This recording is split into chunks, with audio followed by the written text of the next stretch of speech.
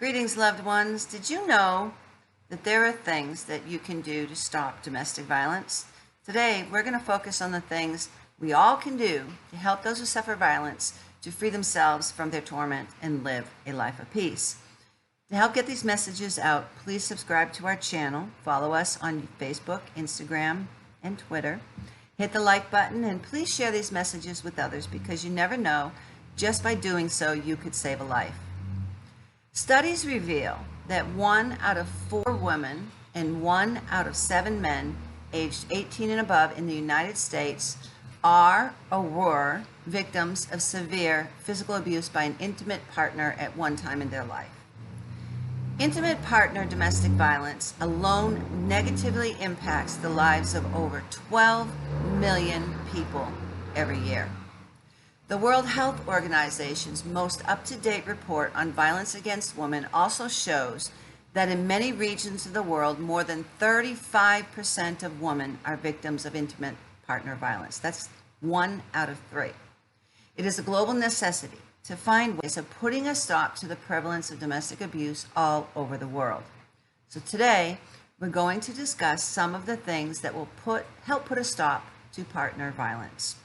First, we can teach people how to recognize signs of domestic violence. This is the most powerful and significant step to ending domestic violence. We also need to develop strategies to help individuals and the community identify signs, indicators, and patterns of domestic violence. This will empower us to save lives. The signs of domestic violence differ and are not only physical abuse like beatings. It also includes emotional abuse, verbal abuse, and economic abuse, which always happens before the first hit. Another thing that we can do is that we can create programs that teach men to stop domestic violence and teach them to have a healthy and respectful attitude toward women in the family and at the workplace. And above all things, it's really important that we do this with them as boys before they become men. If people respect each other, the possibility of abuse and violence can be diminished and/or eliminated. Training programs are the solution to the problem of how to stop domestic abuse, and that's what we're doing here. Every day, Monday through Friday, we're giving you information on how you can recognize abuse and how you can stop abuse. This training should teach partners or prospective partners how to effectively manage their anger when they're angry and offer an effective response without causing anyone harm or humiliation. So in your communities, you need to have training programs. In addition, trainings to stop domestic violence ought to include how to establish peaceful, respectful ways of handling crisis situations in the family. This may include in engaging in a domestic violence or child abuse prevention program.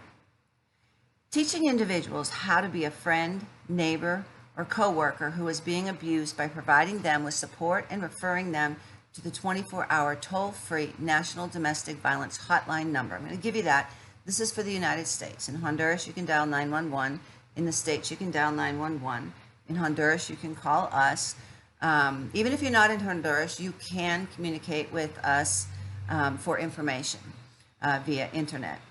But the National Domestic Abuse Hotline, it's called the National Domestic Violence Hotline, is at 1-800-799-SAFE, which is 7233.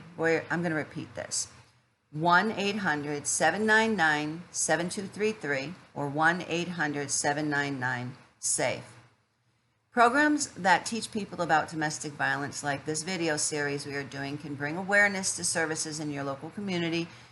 And it can also show you how you can take part in advocacy groups through committing time as a volunteer or by supporting a campaign with your resources. You can also call the number 1-800-END-ABUSE in the States to get information about this, or you can contact us.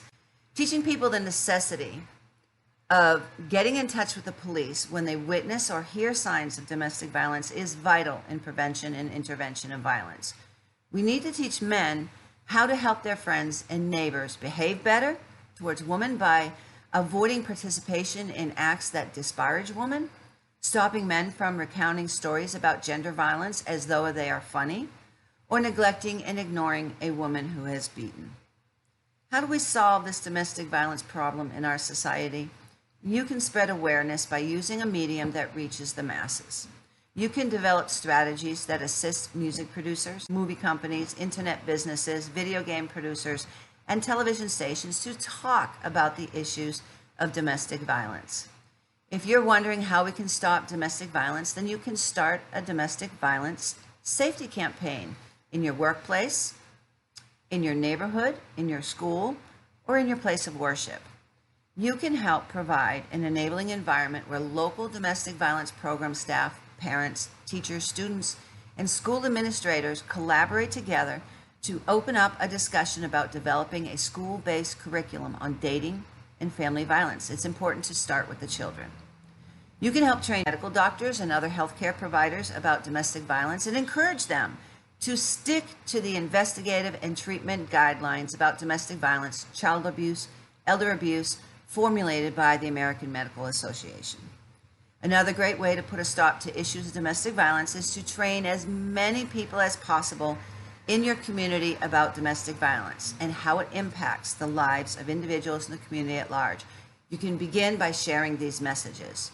The answer to the question of how to end domestic violence is educating the community. This can be carried out in partnership with a local domestic violence shelter, women groups, or police community outreach officers who will be engaged to work within the community, local schools, and businesses to plan and give talks, organize town hall meetings, and other group sessions to discuss the issue of domestic violence. Another thing you can do is create programs that teach women how to be economically independent and aware to ensure that women running away from issues of domestic abuse are not forced back into the relationship because of fear, helplessness, or economic necessity. While preaching is easy, actually putting this information to use is challenging, even more so if you are in an abusive relationship. With fear lurking in the space that should have been a safe haven, it takes courage to speak up and to stand up to the abuser. While there are plenty of ways to stop domestic violence, implementing even one of them is a life-changing step. If you are in an abusive relationship, taking steps for stopping domestic abuse is the best thing you will ever do for yourself and your children. No relationship is worth enduring physical and verbal humiliation. If you're a victim of violence, I want you to listen to me. Know this. You are valued, you are loved, you are intelligent, you are beautiful, and God does not want you to suffer violence. He wants you to live free from violence in peace and tranquility. There is a way out. It's not your fault. Abuse is not love. If you are a victim of violence and or find yourself in a dangerous situation, please dial 911 for help immediately. But also I want you to reach out to somebody, whether you're in danger in the moment or not. Reach out to somebody. Somebody will be there to help you. For the rest of us, the question is not if we will encounter a victim of violence. The question before God is, what will we do? What will you do when you do encounter them? You could be the person who saves a life. You are called. We are all called to be champions for justice. Those who suffer violence need to know that those who love them and those who don't even know them will step out and reach out to them to give them the courage and the help they need to leave before it's too late. This series is dedicated in honor of Gabby Petito, a bright young woman whom the world has lost because of gender violence. Please check out the foundation her family created in her honor at GabbyPetitoFoundation.org. To help get these messages out, to help spread awareness, please subscribe to our channel so you don't miss a single episode. Follow us on Facebook, Instagram, and Twitter. Hit the like button and please share these messages with others. You never know that by doing so, you could save a life. Tomorrow, we're going to talk about the emotional and physical consequences of living and staying in a violent relationship. Until then, God bless you.